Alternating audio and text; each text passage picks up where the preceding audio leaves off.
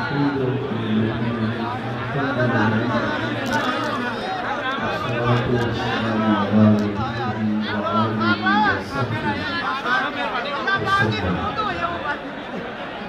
الله تعالى وتبارك في القرآن المجيد والفرقان الحميد بسم الله الرحمن الرحيم واپسی دے موٹر سائیکل کو کھلونا وذكر اسم ربه فصلى بل تؤثرون الحياة الدنيا والآخرة خير وأبقى إن هذا لفي الصحف الأولى صحف إبراهيم وموسى صدق الله مولانا العظيم وصدق رسوله النبي الكريم الرؤوف الرحيم اللهم نور قلوبنا بالقرآن وزين أخلاقنا بالقرآن وأدخلنا الجنة بالقرآن ونجنا من النار بالقرآن قال الله تعالى وتبارك في شان حبيبه مخبرا وآمرا إن الله وملائكته يصلون على النبي يا أيها الذين آمنوا صلوا عليه وسلموا تسليما اللهم صل على سيدنا ومولانا محمد معدن الجود والكرم صلاة وسلام عليك يا سيدي يا رسول الله وعلى آلك وأصحابك يا محبوب رب العالمين تمام حمد و ثنا تعریف و توصیف اللہ جل مجدہ الکریم کی ذات بابرکات کے لیے جو خالق کائنات بھی ہے اور مالک اشتہات بھی ہے۔ اللہ جل وعلا کی حمد و ثنا کے بعد رسول رحمت شفیع معظم نبی محتشم حضور ختم المرتبہ صلی اللہ علیہ وآلہ وسلم کے حضور ناز میں پیش کرنے کے بعد درود و سلام کی نذرانے عقیدت و ہدیہ اور محبت و خیرات۔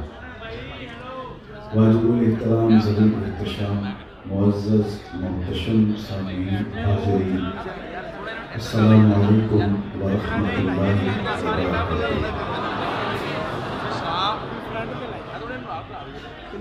مجھے اس بات کا شدت سے احساس ہے کہ جس طرح یہاں اور باہر صحن میں سڑک پہ لوگوں کا ہجوم ہے، تو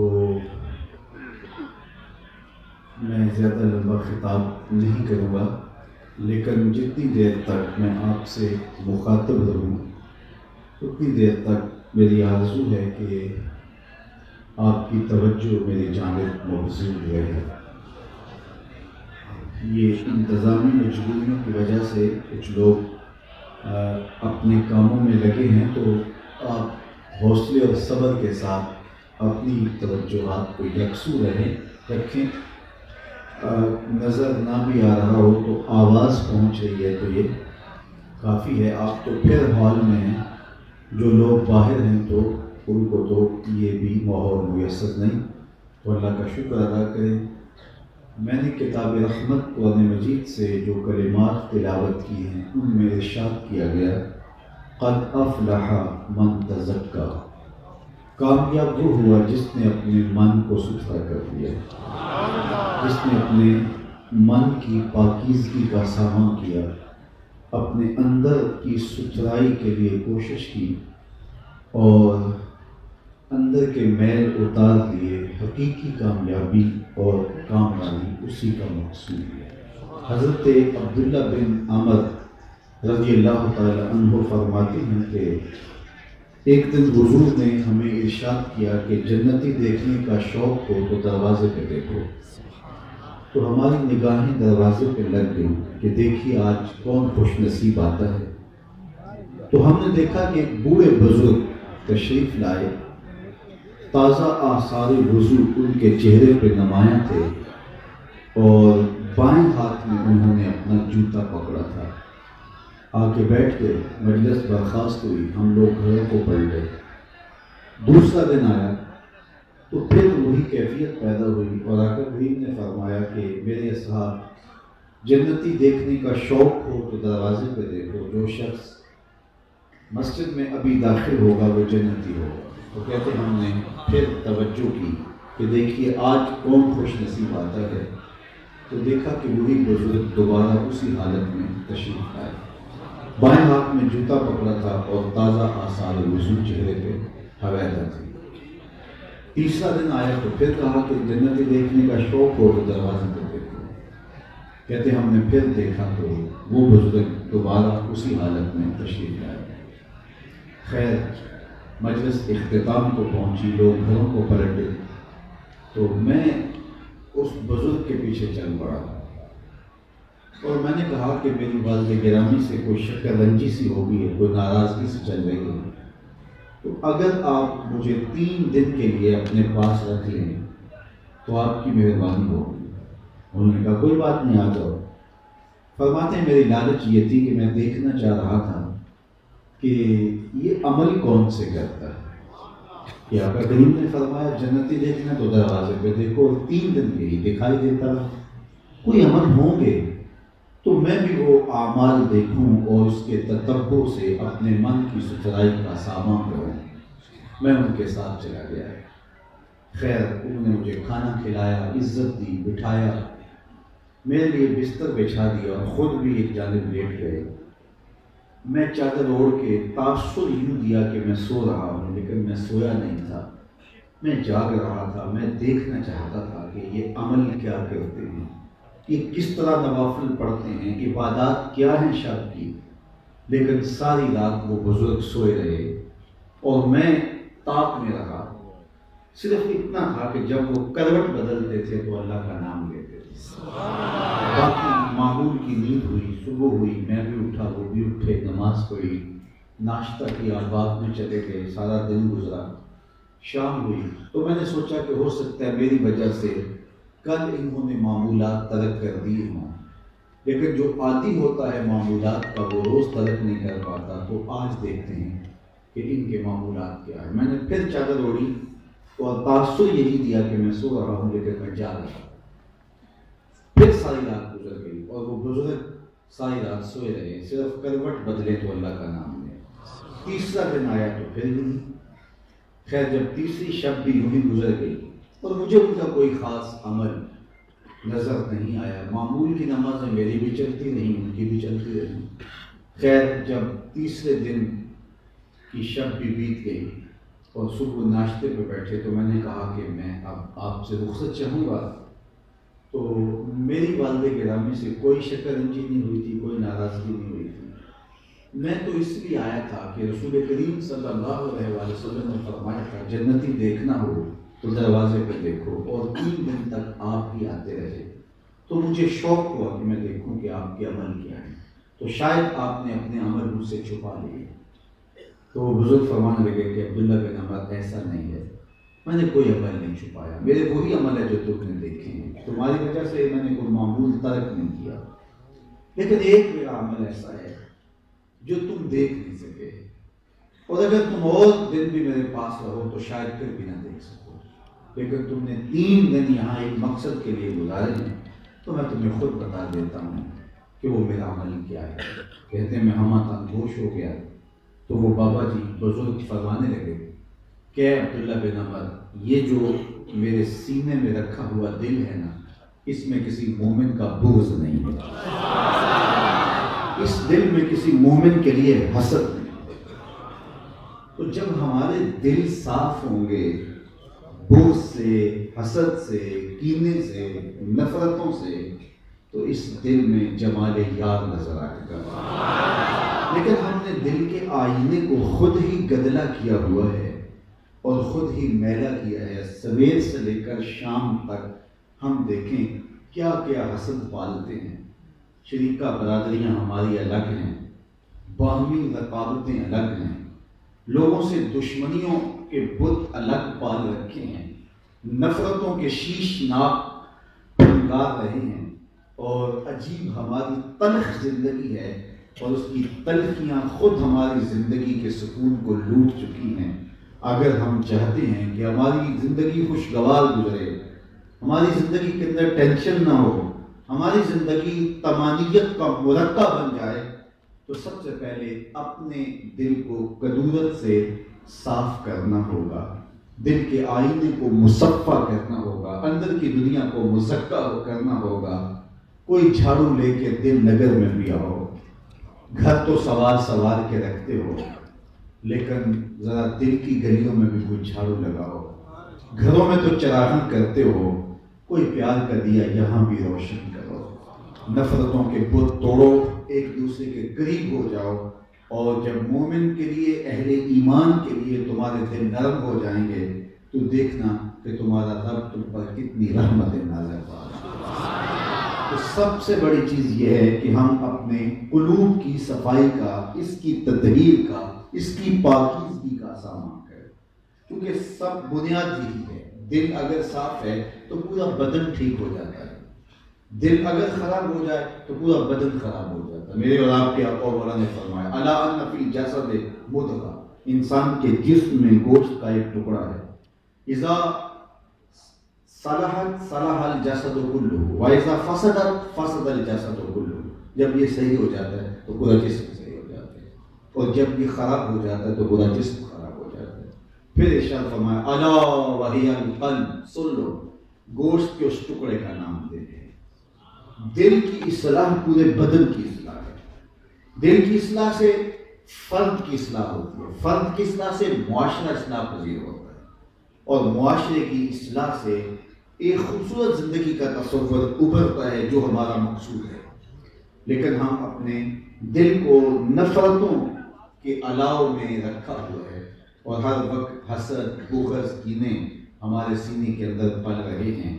کسی کو اللہ کوئی دولت عطا کر دے، کسی کو عزت مل جائے، کسی کو شہرت مل جائے، تو ہم خام خواہ کی آتش غیظ و غضب میں جل رہے ہوتے ہیں۔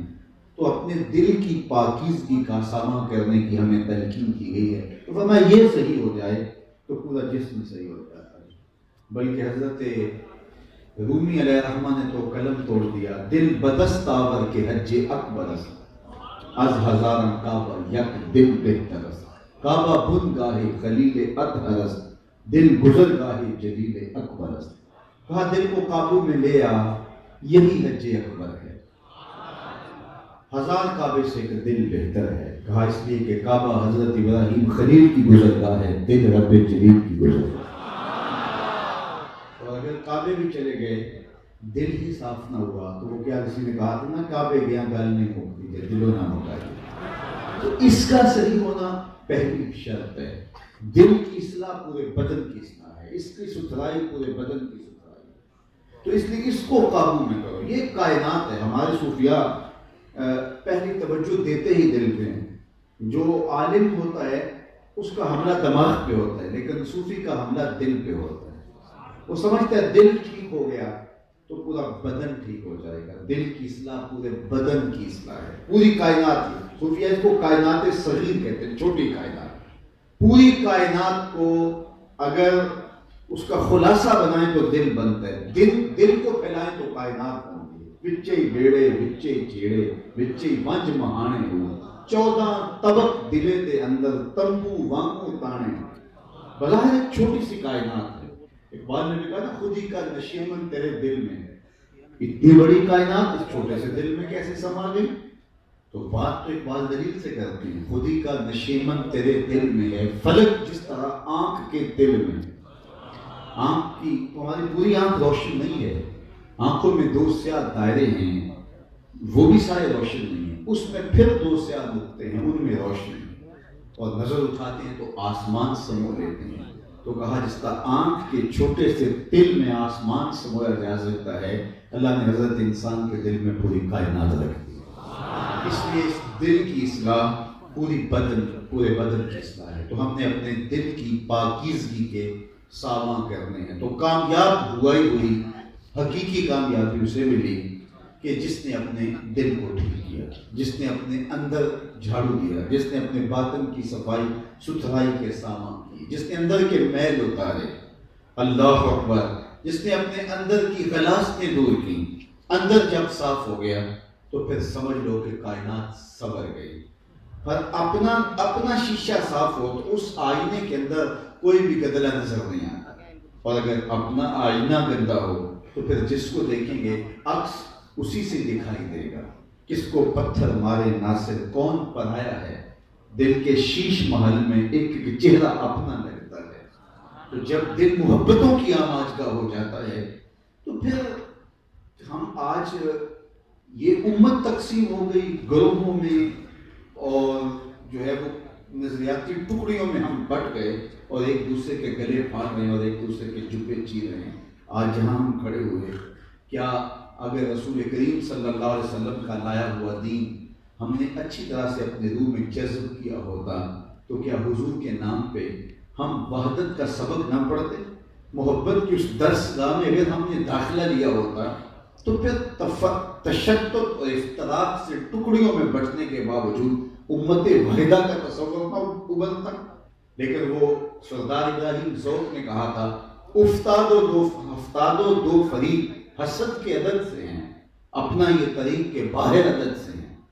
یعنی اگر حسد کے حروف ابجد نکالیں تو 72 بنتے ہیں، تو وہ کہا یہ جو 72 فرقے بن گئے یہ حسد کی بنیاد پہ بن گئے، اپنا یہ طریق کے باہر عدد سے ہیں، ہم اس عدد میں شامل نہیں ہیں، یعنی حسد میں شامل نہیں ہیں۔ وہ کہتا اپنا طریقہ یہ ہے کہ ہم تو حضور کے نام کی بات کرتے ہیں اور امت وحدہ کی بات کرتے ہیں، تو جب حضور کا دیا ہوا نام اور پہچان اور حضور کی دی ہوئی شناخت ہمارے لیے کافی ہو جائے گی تو پھر امت وحدہ کا تصور ابھرے گا، اور یہ امت پنپے گی، نشو و نما پائے گی، اور ہم عالم کفر کا پھر کہیں جا کے کوئی مقابلہ کر سکتے ہیں، ورنہ ہم اپنی خواہشات سے بات تو کر سکتے ہیں لیکن اس کا عملی نتیجہ کچھ نہیں نکل سکتا۔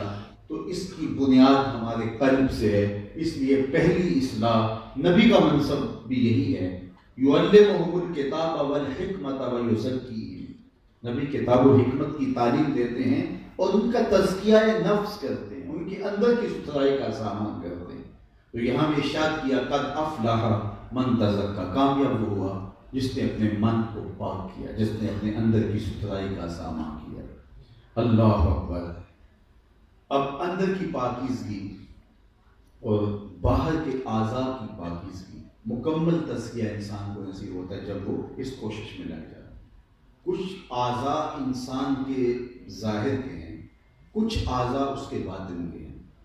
کچھ بیماریوں کا تعلق اس کی آنکھ سے ہے، کچھ بیماریوں کا تعلق اس کی زبان سے ہے۔ سب سے زیادہ گناہ ہماری زبان کرتی، جھوٹ یہ بولتی ہے، زبان کی وجہ سے جو ہے وہ بہتان تراشی ہوتی ہے۔ زبان بے قابو ہو جائے تو پھر غیبت اور چغلی کا بازار گرم ہوتا ہے۔ زبان کے بے قابو ہونے سے سب کو شتم اور گالی گلوچ کا ماحول پیدا ہوتا ہے۔ زبان جو ہے وہ کسی کی دل آزاری کرتی ہے۔ انسان جتنے بھی گناہ کرتا ہے سب سے زیادہ گناہ اس کی زبان سے۔ اس لیے میرے اور آپ کے آقا مولا نے کتنی حکمت بڑی بات فرمایا کہ تم اپنی پارسائی کی جگہ اور دو جبڑوں کے درمیان جو زبان ہے، ان دو چیزوں کی مجھے ضمانت دے دو، میں محمد تمہیں جنت کی ضمانت دے دوں۔ اس کو قابو میں کرو، اس کو کنٹرول میں کرو، یہ بے لگام نہ ہو۔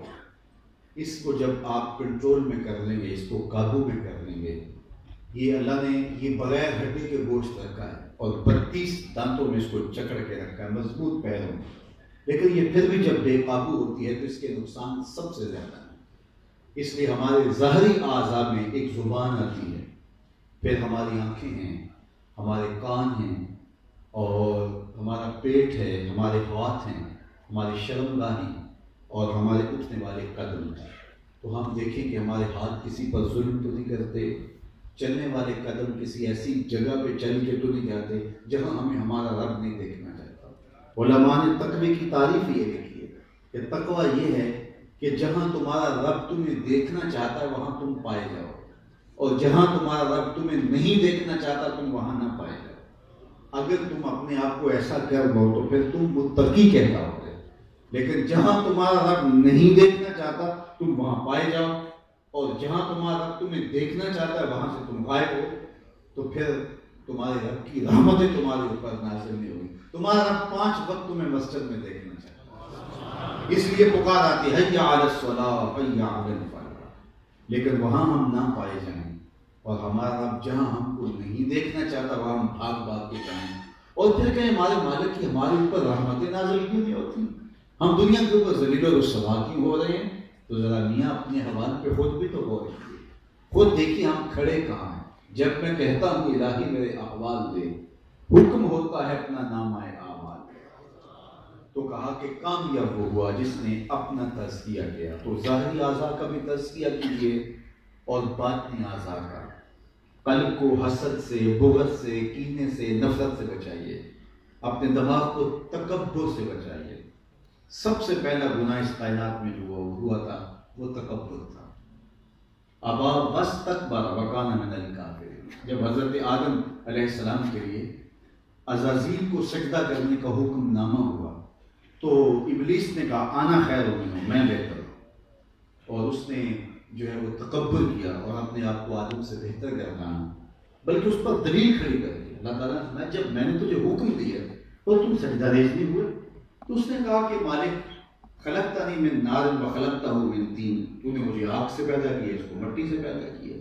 اب آگ کو اگر بھڑکائیں تو اوپر کو اٹھتی ہے، مٹی کو اوپر بھی پھینکے تو نیچے کو آتی ہے، تو آگ افضل ہے، مٹی مفضول ہے، تو کیا افضل مفضول کو سجدہ کرے گا؟ باقاعدہ دلیل لے کے کھڑا ہو گیا، جبکہ حکم ہے رب کا کہ میرے شاہکار کو سجدہ کر، میں نے اسے دستے قدرت سے بنایا، لیکن کہنے لگا میں افضل ہوں، یہ مفضول ہے، مجھے نار سے آگ سے بنایا گیا۔ اب اللہ اگر چاہتا تو اس کی دلیلوں کو توڑ کے رکھ دیتا، لیکن اللہ نے اس کی دلیل کا کوئی جواب نہیں دیا، کہا میرے دربار سے نکل جائے۔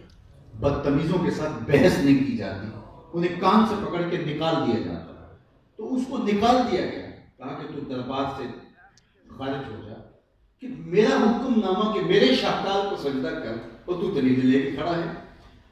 اب سب سے پہلا گناہ تکبر ہوا ہے، اس لیے ہمارے بزرگ فرماتے ہیں کہ تکبر جو ہے یہ تو کسی ایک لمحے کے لیے بھی اللہ کو پسند نہیں ہے۔ فرمایا کبریاء و ردائی، تکبر میری چادر ہے، جو مجھ سے میری چادر چھیننا چاہے میں اس کو جہنم کی آگ میں ڈالوں گا۔ ایک بزرگ تھے، ساری زندگی انہوں نے اپنی زبان پر میں کا لفظ نہیں آنے دیا، کہ اس لفظ نے شیطان کا بیڑا غرق کیا، آنا خیر ہوں، میں بہتر ہوں۔ تو وہ جب بھی بات کرتے تو اپنی زبان پہ میں کا لفظ نہیں آنے دیتے تھے، کہتے یہ لفظ شیطان کی بربادی کا سبب ہوا تو میں یہ لفظ نہیں بولتا۔ کوئی بیان کرنا مقصود بھی ہوتا، کوئی بات جس میں یہ مفہوم بیان کرنا ہوتا تو وہ الفاظ دیگر بیان کرتے، میں کا لفظ، انا کا لفظ زبان پہ نہیں آنے دیتے۔ اچھا لوگ بھی بڑے عجیب ہوتے ہیں، اچھی باتیں سن کر کچھ لوگ تعریف کرتے ہیں اور کچھ لوگ کہنے لگے یہ کیا بات ہے، تو کچھ لوگوں نے کہا یہ کیا بات ہوئی کہ یہ لفظ زبان پہ نہیں آنے دیتے، میں چاہتا ہوں کہ زبان پہ یہ لفظ آئے ہی آئے۔ کہا ٹھیک ہے چلو چلتے ہیں، بزرگوں کے پاس گئے، حضرت ایک مسئلہ پوچھنے آئے، کہا پوچھیے شیطان کو کس چیز نے برباد کیا؟ حضرت اب تو بولے کہ میں نے، تو کہوں گا کہ لفظ تو آگے جیسے بھی آگے، تو حضرت بھی بڑے جہاں دیتا تھے، اس کی نیت کا کھوٹ سمجھ گئے یہ کیوں پوچھ رہا ہے، فرمانے لگے یہ نماز کا وقت ہو رہا ہے، نماز پڑھ لیں، اس کے بعد اس پہ بات ہوتی، آپ نے پوچھ لیا، اس کے بعد جواب ہم جو ہے وہ جواب ہوگا نماز کے بعد۔ خیر نماز ہوئی، سلام کیا تو خود ہی فرمانے لگے، کسی نے پوچھا تھا کہ شیطان کو کس چیز نے برباد کیا، جواب دینا چاہ رہا ہوں کس نے پوچھا تھا، جھٹ کھڑا ہو گیا میں نے، کہا اسی شے میں سے برباد کیا۔ تو میں نے، آنا نے، تکبر نے شیطان کو شیطان بنایا، ورنہ معلم الملکوت تھا، فرشتوں کا استاد تھا، اور ایک چپا چپا جگہ اس کے سجدوں سے جو ہے وہ مشرف تھی، لیکن اس کے باوجود رسوا ہو گیا، اس لیے کہ تکبر نے اس کو برباد کر دیا۔ تو دماغ کو جو ہے وہ کنٹرول میں رکھیں اور کبھی بھی تکبر میں مبتلا نہ ہوں، دل کو حسد اور کینے سے اور نفرتوں سے پاک رکھیں۔ میرے حضور نے ارشاد فرمایا کہ حسد نیکیوں کو یوں کھا جاتا ہے جس طرح سوکھی ہوئی لکڑیوں کو آگ کھا جاتی ہے۔ تو آپ کی ساری زندگی کی، میری ساری زندگی کی، کہیں ہمارا حسد، ہمارا بغض، ہمارا کینہ، ہمارا سب کچھ لوٹ کے نہ لے جائے، اور پھر ظاہر باطن کا جب تزکیہ ہوگا پھر رحمت کے در کھلنے شروع ہو جائیں گے۔ اب تزکیہ کی بات، اگلی بات کیا ہے، قد افلح من تزکیٰ وذکر اسم ربہ فصلی۔ اور اللہ کے نام کی تسبیح پڑھی، اللہ کا ذکر کیا، اس کے نام کا تکرار کیا۔ ذکر ویسے یاد کرنے کو کہتے ہیں، تو اللہ کو یاد کرنے کا مفہوم کیا ہے؟ ذکر کے بارے میں بہت سارے لوگوں نے بہت کچھ لکھا، لیکن سب سے خوبصورت بات حضرت شیخ احمد مجدد الفسانی نے لکھی علیہ رحمہ، فرمانے لگے کہ حقیقت الذکر رفع الغفلہ، ذکر کی حقیقت یہ ہے کہ غفلت زائل ہو جائے، یعنی آپ ایسے ہو جائیں کہ آپ کو کبھی بھی نہ بھولے کہ میں کون ہوں اور کس کا بندہ ہوں، آپ کو ہر وقت یہ مستحضر رہے کہ میرا کوئی مالک ہے اور میں اس کا بندہ ہوں۔ اگر یہ کیفیت آپ کی ہر وقت آپ کے اوپر ہے تو آپ کی زبان بولے نہ بولے آپ ذاکر کہلائیں گے، آپ ذکر کرنے والے کہلائیں گے۔ لیکن اگر آپ زبان سے اللہ اللہ کر رہے ہیں لیکن آپ کے خیال مستحضر نہیں ہیں تو آپ ذاکر نہیں کہلائیں گے۔ تو ذکر کی سب سے بہتر تعریف یہی ہے کہ رفع الغفلہ، غفلت کا زائد ہو جانا، اور بندہ ہر وقت اسی خیال میں، اسی سوچ میں اور اسی احساس میں رہے کہ میرا کوئی مالک ہے اور میں اس کا بندہ ہوں۔ یہ چیز اس کو فرمان الہی کے دائرے سے باہر نہیں جانے دیتی، یہ چیز اس کے اندر تکبر نہیں پیدا ہونے دیتی، یہ چیز عجب اور ریا پیدا نہیں ہونے دیتی، یہ چیز حسد اور کینہ اور نفرتیں جنم نہیں لینے دیتی۔ یہ احساس کہ میں اس کا بندہ ہوں اور وہ میرا رب ہے، یہ احساس جڑا رہے ہر وقت آپ کے اور میرے ساتھ، تو پھر ایک خوبصورت زندگی آہستہ آہستہ ہمارے پھر باطنی تربیت ہونا شروع ہو جاتی ہے۔ اصل ہم باطنی تربیت کے سفر پہ گامزن ہی نہیں ہوتے اور بس اپنی خواہشات کے اسیر ہو کے رہ جاتے ہیں۔ باطن سنور جائے اور ہمیں اندر کا نور نصیب ہو جائے تو اس کا ایک سرور ہی الگ ہے۔ جیب میں پیسے ہونا تو ایک کا اپنا مزہ ہوتا ہے کہ ایک نشہ ہوتا ہے، وہ کہتا ہے جی میرے جیب میں پیسے ہیں، پیسے تو جیب میں ہیں لیکن اس کا احساس دماغ میں ہوتا ہے۔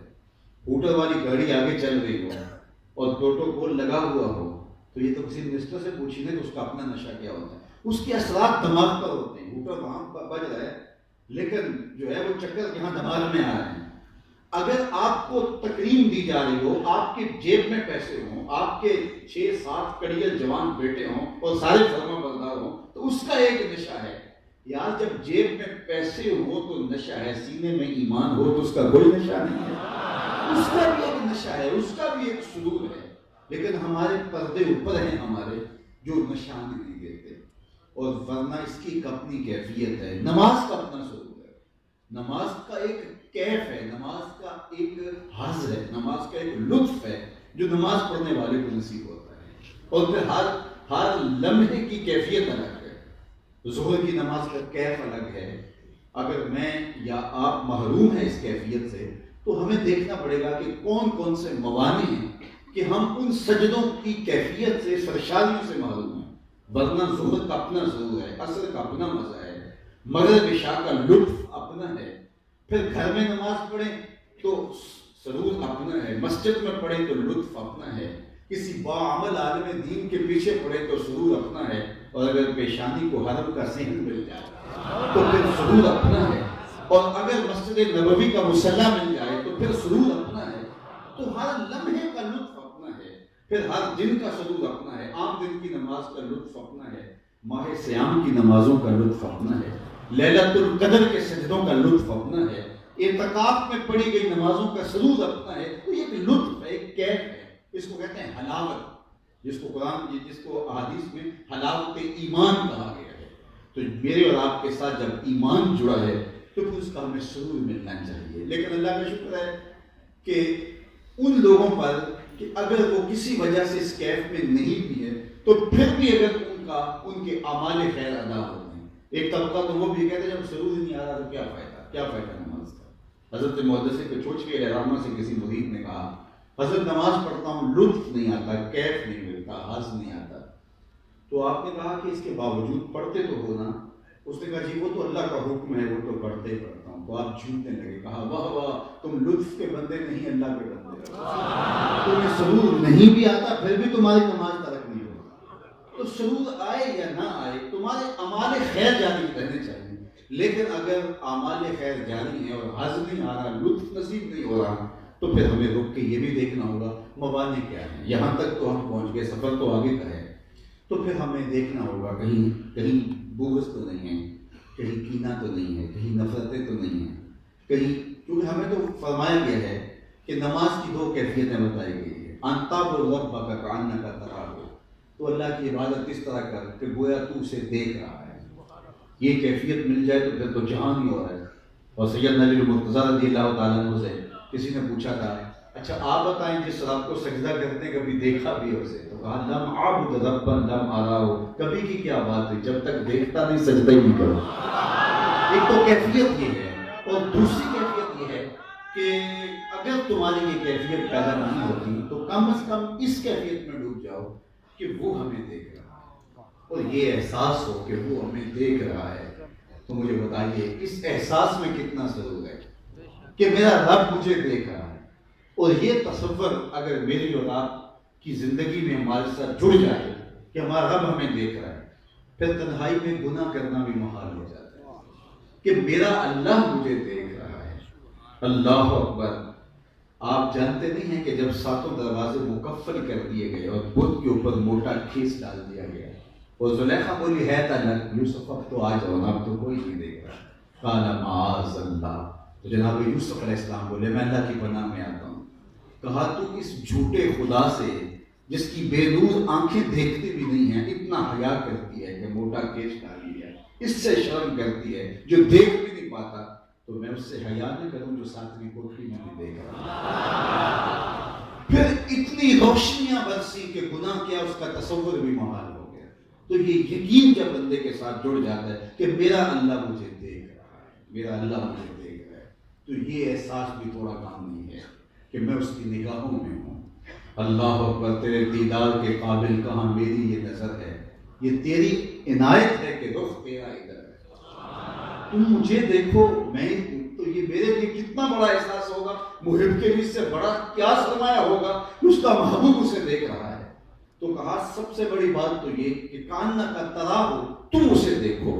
اور یہ کیفیت اگر نہیں تو کم از کم اس کیفیت میں تو آ جاؤ کہ وہ تمہیں دیکھ رہا ہے. اور ان دونوں میں سے کوئی ایک کیفیت بھی نصیب ہو جائے تو سرور باطن نصیب ہو جاتا ہے. لیکن اگر ان دونوں میں سے ایک بھی کیفیت حاصل نہیں ہے لیکن عبادات کا تسلسل موجود ہے تو پھر بھی مقام شکر ہے. لیکن پھر یہ سوچنا ہے کہ اب اس مرحلے تک کیسے پہنچیں.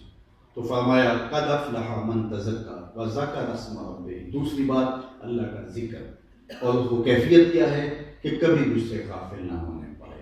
ویسے علماء نے اس کی قسمیں بیان کی ہیں کہ کان کا ذکر الگ ہے، استماع ذکر حق، اللہ کے ذکر کو سننا، قول حق، یہ کان کا ذکر ہے. اور زبان سے تسبیحات، تحلیلات، زبان سے تلاوت کلام مجید یہ زبان کا ذکر ہے. اور دکھیوں کی مدد کرنا یہ ہاتھ کا ذکر ہے. کسی اچھی جگہ پہ چل کے جانا یہ پاؤں کا ذکر ہے. اللہ کی قدرت کی نشانیوں کو دیکھنا یہ آنکھوں کا ذکر ہے. تو آپ کا ایک ایک عضو بدن لمحہ لمحہ ذاکر رہے تو پھر آپ کو جو نصیب دولت ہوئی ہے فلاح کی، کامیابی کی، اس پر یہ ایک پہرا رہتا ہے، یہ ایک حساب رہتا ہے. اور ویسے بھی ہمارے صوفیاء نے لکھا ہے کہ جب کوئی بندہ ایک مرتبہ اللہ کا ذکر کرتے ہوئے اللہ کو پکارتا ہے، اللہ تعالیٰ اس کی طرف نظر رحمت سے دیکھتا ہے، 70 گناہ جل کے راکھ ہو جاتا ہے. تو یہ اللہ کی طرف نوازی اور شخص پہ جو اللہ تعالیٰ کا ذکر کرتا ہے. اور میرے اور آپ کے آقا وغیرہ نے فرمایا ذاکر اللہ فی الغافلین کشجرۃ الخضراء فی وسط الحشیم. غافلوں میں اللہ کا ذکر کرنے والا ایسے ہے جس طرح سوکھی سڑی گھاس کے اندر شجر سایہ دار ہو. تو خوش نصیب لوگ ہیں جنہیں اللہ کا ذکر نصیب ہے. پھر ارشاد فرمایا فصلی، اور نماز پڑھی. یہ وہ راستہ ہے جو ہمارے ظاہر باطن کو سنوارنے والا ہے. کامیاب وہ ہوا جس نے من کو ستھرا کیا، اللہ کے ذکر کی جوت لگائی، اور پھر نماز پنجگانہ اس کا شعار زندگی بن گیا. نماز زندگی میں اتنی لازم ہے کہ بیماری کی حالت کے اندر بھی اس کی رخصت نہیں دی گئی. سفر میں بھی اس کو کم تو کیا گیا ہے، اس کو کثرت تو کر دیا گیا ہے، لیکن چھٹی نہیں دی گئی. حالت جنگ میں اس کی چھٹی نہیں دی گئی. صلاۃ الخوف وہاں بھی پڑھنے کا حکم ہے. پانی نہیں ہے تو تیمم کر لو، یعنی کھڑے ہو کے نہیں پڑھ سکتے تو بیٹھ کے پڑھ لو، بیٹھ کے نہیں پڑھ سکتے تو لیٹ کے پڑھ لو۔ اعضاء ساتھ نہیں دیتے کہ اعضاء کے اعتدال کے ساتھ جو ہے وہ رکوع اور قیام اور دیگر اراکین کو ادا کیا جا سکے تو اشارے سے کر لو، لیکن رخصت نہیں دی گئی، نہ مرد کو دی گئی نہ عورت کو دی گئی۔ تو یہ نماز اتنی لازم اور اتنی ضروری قرار دے دی گئی۔ اور نماز ہے کیا؟ نماز اللہ کی یاد کا نام ہے، باقی بالصلاۃ یہ ذکر ہی کہا گیا، میری یاد کے لیے۔ تو یہ بھی ایک ذکر کا رنگ ہے اور ذکر کی ایک صورت ہے۔ خوش نصیب وہ لوگ ہیں کہ جنہیں 5 گانا نماز کی سعادات نصیب ہیں۔ اچھا، بعض لوگ بڑے ناز سے کہہ دیتے ہیں میں نہیں پڑھتا، تو میں کہا کرتا ہوں صاحب تو کون ہے نام پڑھنے والا؟ تجھے مالک اپنی چوکھٹ پر بلاتا ہے، تجھے توفیق سجدہ نصیب۔ جس کو سجدے کی توفیق نہیں ہے اس کے بلے کچھ بھی نہیں، اور جس کو سجدے کی توفیق مل گئی اس کو بہت بڑی سعادت مل گئی۔ قیامت کے دن بندے سے سب سے پہلا سوال جو پوچھا جائے گا وہ نماز کا پوچھا جائے گا۔ اور آپ جانتے ہیں کہ میرے اور آپ کے آقا و مولا جب حضرت بلال حبشی کو نماز کے لیے اذان کا کہتے تو لفظ کیا ہوتے؟ ارحنا یا بلال، بلال اٹھو، ہمارے دل کو راحت پہنچا، ہمارے سینے کو قرار پہنچے۔ تو اذان حضور کے قلب کی راحت تھی۔ میں نے بعض جگہ دیکھا سردیوں میں ہوتا مسلسل پیدل پہ نمازیں، ابھی ظہر کی نماز پڑھ کے آئے ہیں تو تھوڑا وقت گزرتا ہے تو عصر کا وقت ہو گیا، عصر پڑھ کے آئے ہیں تو مغرب کا وقت ہو گیا، تو پیدل پہ مسلسل نمازیں ہوتی ہیں دن چھوٹا ہونے کی وجہ سے۔ تو بعض لوگ بڑے مزاحی انداز میں کہہ رہے تھے یار بانگائی مثال ہے، ابھی تو پڑھ کے آئے کہ یہ بیزاری کا اظہار ہے، یہ تو شکر ہے تیرا مالک تجھے بار بار بلا رہا ہے، یہ تو نماز کے لیے بلا رہا ہے نا، یہ تو نماز کے لیے بلا رہا ہے۔ حضرت ابراہیم، حضرت یعقوب علیہ السلام اللہ کے جلیل القدر پیغمبر ہیں، تو اللہ ان کو اپنا خاص کرم دیا تھا، حضرت ابراہیم کو نوازا تھا۔ تو حضرت ابراہیم اللہ کے خلیل کہتے ہیں گوڑا یار، تو گوڑی یاری تھی۔ تو ایک دن حضرت اسرائیل حاضر خدمت ہوئے تو پوچھا کدھر آئے ہو؟ کہا قبضے روح کے لیے آیا ہوں۔ تو کہا عجیب بات ہے، میرا رب مجھے اپنا خلیل بھی قرار دیتا ہے اور تجھے قبضے روح کے لیے بھی بھیج دیا۔ کبھی ایسا بھی ہوا ہے کہ کوئی یار کی موت چاہے؟ خلیل تو گوڑے یار کو کہتے ہیں، اور وہ میرا گوڑا یار ہے اور اس نے تجھے قبضے روح کے لیے بھیج دیا۔ کبھی ایسا ہوا ہے کوئی یار بھی یار کی موت چاہے؟ تو کہا میں تو حکم کا بندہ ہوں، آپ کا پیغام رب کے یہاں جا کے عرض کر دیتا ہوں۔ بارگاہ عزت میں حاضر ہوئے، کہا مالک تیرے بندے کے پاس گیا تھا، یہ سندیسہ ہے تیرے نام، کبھی کوئی یار بھی یار کی موت چاہتا؟ تو کہا جا پھر میرے خلیل کو میرا سلام دے کہ کبھی ایسا بھی ہوا یار بلائے اور یار ملنے نہ آئے؟ تو روح بے تاب ہو گئی، کہا دیر نہ کر ابھی قبض کر دے، یار یہ تو نماز کے لیے بلایا ہے، وہ تو دنیا سے بلائے تو یار طلب محبت یہ ہے، یہ سمجھانے کے لیے تھا حضرت ابراہیم علیہ السلام کا، وہ بلائے تو پھر سار ہتھیلی پہ رکھ کے بھی پیش کرنا پڑتا ہے۔ تو ہم نماز سے اگر کوتاہی کرنے لگ جائے یاد یہ ابھی تو بڑی دیر آ گئی، یہ تو رب کا بلاوا ہے۔ قد افلح من تزکا وذکر اسم ربہ فصلی بل تؤثرون الحیاۃ الدنیا والآخرۃ خیر وابقی۔ کہا تم جیتی دنیا کے پیچھے بھاگو گے، یعنی انسانی نفسیات کو بیان کیا۔ دنیا کا سودا نقد ہے نا، آخرت ادھار ہے۔ شیطان کہتا ہے اب چوری کرو اب مال ملے گا، اب بدی کرو اب لذت ملے گی، لیکن اللہ کا وعدہ ہے تم صبر کرو دیکھنا تمہیں جنت میں کیسے نوازوں گا۔ وہ وعدہ ادھار ہے اور یہ دنیا کے وعدے نقد ہیں۔ تو انسان تھوڑا سا جلد باز ثابت ہوا ہے۔ تو بل تؤثرون الحیاۃ الدنیا، تم جیتی دنیا کے پیچھے بھاگو گے، لیکن میرے مالک نے کہا یہ تمہاری بھول ہے۔ والآخرۃ خیر وابقی، حالانکہ آخرت بہتر بھی ہے اور دائمی بھی، نہ ختم ہونے والی کائنات ہے، اس کا نقطہ انجام ہی نہیں ہے۔ ایک ایسی زندگی ہے کہ جس کا کوئی آخری نقطہ ہی نہیں ہے، ختم ہی نہیں ہوگی۔ یہ زندگی جتنی بھی ہو، 100 سال بھی ہو تو 100 سال کے بعد بھی تو ختم ہو جانی ہے۔ 1000 سال بھی اگر کسی نے زندگی پالی تو پھر بھی وہ نقطہ انجام ہے، لیکن وہ ایسی لمبی زندگی ہے، پہلا دن ہی 50,000 سال کا، قرآن بتاتا ہے یوم حشر 50,000 سال کا ایک دن، پھر اس کے بعد موت کو مینڈے کی شکل میں لا کے ذبح کر دیا جائے، اور نہ ختم ہونے والی زندگی شروع ہو جائے گی. کہتے ہیں جنتی جنت میں اور جہنمی جہنم میں. جنتیوں کو ایک ہی خدشہ ہوگا کہیں موت نہ آ جائے اور یہ سب بہاریں چھن نہ جائیں, اور جہنمیوں کو ایک ہی موہوم امید ہوگی کہ کہیں موت آ جائے تو جان چھوڑ جائے.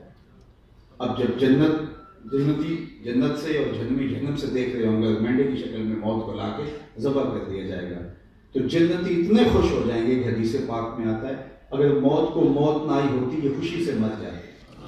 اور جہنمی اتنے صدمے میں ڈوب جائیں گے کہ اگر موت کو موت نہ آئی ہوتی تو یہ دکھ اور صدمے سے مر جائے گے. لیکن موت کو بھی موت آ چکی ہے, نہ ختم ہونے والی زندگی, اور یہ ساری زندگی 50-60 سال کی. اس کا سودا اس کے مقابلے میں کیا, اس سے بڑی حماقت اور کیا ہو سکتی ہے. حضرت داتا گنج بخش علی حجویری علیہ رحمہ کے مرشد شیخ خطری نے کتنی خوبصورت بات کر دی. الدنیا یومن ولنا فیہا صومن. کہا دنیا ایک دن ہے اور ہم روزہ رکھ کے گزار رہے ہیں, یہ تو گزر ہی جانی ہے. 60 سال زندگی ہو, 20 سال تو سو کے گزارتے ہیں نا, روزانہ 8 گھنٹے بھی سوئیں تو تیسرا حصہ تو سو کے گزر گیا. 60 سالہ زندگی میں 20 سال سو کے گزر گئے, 8-10 سال بچپن کے گزر گئے, 5-7 سال بڑھاپے کے دھکے گزر گئے, روزانہ 1-1.5 گھنٹہ واش روم میں گزرا, کوئی بیماری آ گئی تو وہ وقت گزرا, باقی تخت پہ بیٹھ کے گزرے تو پھر بھی 16-17 سال بنتی ہے. اس 16-17 سال کے لیے ایسی زندگی برباد کر دی جائے جس کا نقطہ انجام ہی نہیں ہے, تو اس سے بڑی حماقت کیا ہو سکتی ہے. بل تؤثرون الحیات الدنیا والآخرۃ خیر وابقیٰ. وہ دائمی بھی ہے اور بہتر بھی. بہتر کتنی, آپ کے شہر میں جو بہت بڑا جاگیردار ہوگا اس کی کتنی جائیداد ہوگی, کتنے مربع ہوں گے؟ 50 مربع زمین ہوگی, 600-700-800 ایکڑ زمین ہوگی, نہ اس سے زائد نہیں ہوگی. شاید اتنا بڑا زمیندار نہ ہو, اگر کوئی ہو بھی 10 مربع, 20 مربع, 50 مربع, 5-7-10 دیہاتوں کا مالک ہوگا, اس کو کہیں گے آپ کی بہت بڑا جاگیردار ہے. لیکن جنت میں سب سے کم جگہ اس کو ملے گی جو سب سے آخر میں جائے گا. ایک حدیث میں آتا میرے حضور نے فرمایا کہ میں اس کا نام بھی جانتا ہوں, جو جہنم کے رگڑے سہ کے جو ہے وہ جائے گا. لیکن بخاری کی روایت ہے کہ جب وہ جہنم سے نکالا جائے گا تو اللہ تعالیٰ اس کو کہے گا بتا تجھے کیا چاہیے. تو ظاہر ہے جو جہنم کے رگڑے سہ کے سب سے آخر میں نکلا ہے وہ سب سے بڑا گناہگار ہی ہوگا, تو اس نے تو کوئی گناہ چھوڑا نہیں ہوگا, کوئی حسرت باقی نہیں اس کی رہ گئی ہوگی. لیکن پھر بھی اس کی جو حسرت ہوگی وہ عرض کرے گا مالک میں یہ چاہتا ہوں. اللہ کہے گا لکا ما تمنیت, جو جو تو نے تمنا کی جا تجھ کو دے دیا, اب جنت میں چلا جائے. اچھا اس کو تو یہ آرزو ہوگی کہ جنت میں 3 مرلے کا جھونپڑا بھی مل جائے تو غنیمت ہے, چونکہ وہ جہنم کی تکلیفیں, صعوبتیں اور اذیتیں سہ کے آیا ہوگا. سایہ دیواریں جنت میں جگہ مل جائے وہ بھی کافی ہے, آراب میں جگہ مل جائے وہ بھی کافی ہے. چلو جنت میں چلے جائیں تو 2-3 مرلے کا جھونپڑا مل جائے تو کافی ہے. لیکن اللہ اسے کہے گا جا چلا جا, بخاری کی روایت, جا چلا جا جنت میں, تیرے لیے اس دنیا سے 10 گنا جگہ ہے. 10 گنا جگہ, 7 بر اعظموں پر پھیلی ہوئی کائنات کو 10 سے زیادہ ہے, اتنی جگہ اس کو. اچھا جب وہ یہ سنے گا تو حدیث کے لفظ ہیں تو اس کی حیرت کی انتہا نہیں رہے گی. سب وہ طوطے اڑ جاتے ہیں خوشی سے اور حیرت سے, استعجاب سے. تو وہ کہے گا اتشخر وانت الملک, میرے رب تو رب ہو کے مجھ کو مذاق کر رہا ہے. یعنی وہ جو ایک مرلے کے لیے لڑا اور بندہ مار دیا, جو ہے نالی کے لیے لڑا اور فرد قتل کر دیا, جو گھر کی دیوار رکھتے ہوئے 2 انچ سے جو ہے وہ لڑائی اور 3 نسلوں تک لڑائی چلتی رہی, وہ جو چھوٹے چھوٹے انچ اور مرلوں پہ لڑتا رہا, اللہ اسے کہے گا جا چلا جا, تیرے لیے اس دنیا میں تو رب ہو کے مجھ سے مذاق کر رہا ہے. فَضَحِكَ النَّبِيُّ حَتَّى بَدَتْ أَنْيَابُهُ. یہ میرے حضور یہ بیان کر رہے تھے, میرے حضور خود اتنا مسکرائے کہ حضور کی داڑھیں صحابہ کو نظر آنے لگے کہ اسے یقین ہی نہیں آئے گا کہ مجھے اتنا کچھ دیا جا رہا ہے. امریکہ, یورپ, آسٹریلیا, ایشیا, افریقہ, جتنے بھی بر اعظم میں سب کی جائیدادیں, زمینیں اکٹھی کر کے ایک پرڑے میں رکھ دی جائے, اس کو پھر 10 سے ضرب دو, اتنی جائے, یہ سب سے فائدے کی جائیداد ہے. جو یہ سب سے آخر میں جانے والا ہے، یہ اس کی جائیداد ہے، تو بابا بلے شاہ کی جائیداد کا عالم کیا ہوگا؟ داتا گنج بخش علی حجویری کی جاگیروں کا عالم کیا ہوگا؟ پھر اصحاب رسول اور آل رسول کی جاگیروں کا عالم کیا ہوگا؟ یہ تو اس کی جائیداد ہے۔ صحیح بخاری کے اندر جو سب سے پھاٹا ہوگا، جو سب سے آخر میں جائے گا، کہا تمہیں مغالطہ لگ گیا، تم نے سمجھ لیا اس سلام کو، اس مہمان خانے کو سمجھ لیا یہ سب کچھ ہے۔ یہ تو چند دن کی کہانی ہے۔ میں دنیا کے مختلف ممالک میں جاتا ہوں تو وہاں یہ ہوتا ہے کہ 10 5 6 لوگ مل کے ایک چھوٹا سا کوارٹر لیا ہوتا ہے اور وہی وہ اکٹھے رہ رہے ہوتے ہیں، کھانا بھی اکٹھے پکا رہے ہوتے ہیں۔ تو میں ان کو کہتا ہوں یار یہاں 2 کنال کا گھر لے لو۔ وہ کہتے ہیں وہ پاکستان میں ہمارا گھر بن رہا ہے، 4 کنال کا بنا رہا ہے۔ تو میں نے کہا یہاں اتنی مشقت میں کیوں رہتے ہو؟ وہاں تو 1 مہینے کے لیے جاتے ہو اور یہاں تم نے رہنا ہوتا ہے، یہاں 2 کنال کا بنگلہ خریدو نا۔ تو وہ کہتے ہیں حضرت آپ سمجھتے ہیں یہاں ہم نے کون سا مستقل رہنا ہے؟ ہم تو یہاں سے کما کے وہاں جہاں ہمیشہ رہنا وہاں کے لیے پیسے بھیج رہے ہیں۔ تو میں ان کو کہتا ہوں یہی تو میں سمجھانے آیا ہوں، جہاں جتنا رہنا ہو اتنا ہی وہاں حساب رکھا جاتا ہے۔ یہ دنیا 4 دن کی ہے، یہاں ضرور رہو، یہاں اچھا گھر بھی بناؤ، لیکن اصل گھر وہاں بنانا۔ اصل تمہاری کائنات وہ ہے، اصل جہان وہ ہے۔ وَالْآخِرَةُ خَيْرٌ وَأَبْقَىٰ إِنَّ هَٰذَا لَفِي الصُّحُفِ الْأُولَىٰ۔ خالی صرف قرآن میں نہیں، قرآن سے قبل پچھلی کتابوں میں بھی ہم نے یہ سب کچھ لکھا ہے۔ صحف ابراہیم و موسیٰ، حضرت ابراہیم اور حضرت موسیٰ علیہ السلام کے سینوں پر اترنے والے صحیفوں کے اندر بھی ہم نے یہ ساری کہانیاں لکھی ہیں۔ ہمارے سامنے ایک چیز کھول کے رکھ دی گئی ہے، اب ہم نے فیصلہ کرنا ہے کہ ہم نے اس مختصر زندگی کو کیسے گزارنا ہے۔ ہمارا دین ہمیں یہ نہیں کہتا کہ ہم ترک دنیا کریں، ہمیں گھر کے دنیا سے بچنے کا جو ہے وہ سبق دیتا ہے۔ میرے حضور علیہ السلام نے ایک صحابی کو دیکھا کہ وہ سخت کمزور تھا، بلکہ روایت میں آتا ہے چوزے کی طرح کمزور۔ فرمایا کہ تم نے یہ کیا حالت کی ہے؟ کوئی اللہ سے دعا مانگی تھی؟ اس نے کہا جی میں نے اللہ سے دعا مانگی تھی۔ کیا دعا مانگی؟ میں نے یہ دعا مانگی تھی کہ اللہ آخرت کے حصے کے دکھ بھی دنیا میں بھیج دے تاکہ میری آخرت صاف ہو جائے۔ مجھے بڑی بیماریاں، دکھ، مصیبتیں آ رہی ہیں، شاید میری دعا قبول ہو گئی۔ تو بظاہر تو بڑی اچھی بات تھی، لیکن میرے حضور نے اس کی حوصلہ افزائی نہیں کی، بلکہ فرمایا تو نے یہ کیوں کہا کہ آخرت کے حصے کے دکھ دنیا میں بھیج دے؟ تو نے یہ کیوں نہیں کہا ربنا آتنا فی الدنیا حسنۃ وفی الآخرۃ حسنۃ؟ اے اللہ میرا یہ جہاں بھی بہتر کر دے، میرا وہ جہاں۔ اللہ اکبر۔ تو دونوں جہاں مومن کے بہتر ہونے چاہیے۔ اللہ میرے بھی اور آپ کے بھی دونوں جہاں بہتر کر، اپنی پناہوں کا حصار نصیب کر دے۔ 24 مارچ کو انشاءاللہ العزیز مصطفی اجتماع ہوگا اور پورے ملک سے اور دنیا کے مختلف ممالک سے انشاءاللہ اہل محبت، اہل شوق کے قافلے مرکز مصطفیٰ گوجرانوالہ میں جمع ہوں گے۔ میں آپ کو خود دعوت پیش کر رہا ہوں، آپ کے لیے میری آنکھیں فرشیرہ ہوں گی، منتظر رہوں گا۔ میری آرزو کہ میں آپ سے ملوں، لیکن ایک سے ملنا میرے پاس کا روگ نہیں، اور جن لوگوں نے مجھے سلسلہ عالیہ نقشبندیہ میں انتصاب کر رہا، اب وہ بھی ممکن نہیں ہے کہ اتنے رش کے اندر ایک سے نسبت کا رشتہ قائم ہو۔ میں آپ سے اجتماعی طور پہ کچھ کلمات کہہ دیتا ہوں۔ 3 چیزیں ہیں، پہلے میں سب شریک ہوں، دوسرے میں بھی سب شریک ہوں، اور تیسرے میں صرف وہی لوگ جو یہ نیت رکھتے ہوں۔ پڑھیے اشہد ان لا الہ الا اللہ وحدہ لا شریک لہ واشہد ان محمدا عبدہ ورسولہ۔ اے اللہ زندگی میں قصداً یا سہواً مجھ سے کوئی کفریہ یا شرکیہ کلمہ یا فعل سرزد ہو گیا ہو، تجدید ایمان کرتا ہوں۔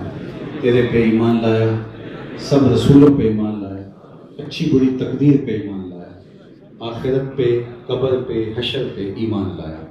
اے اللہ پچھلے گناہوں سے توبہ کرتا ہوں، آئندہ 5 گانا نماز، رمضان شریف کے روزے، مال بخشا گیا زکوٰۃ، توفیق ہوئی حج بیت اللہ، والدین کی فرما برداری، رزق حلال کمانا کھانا،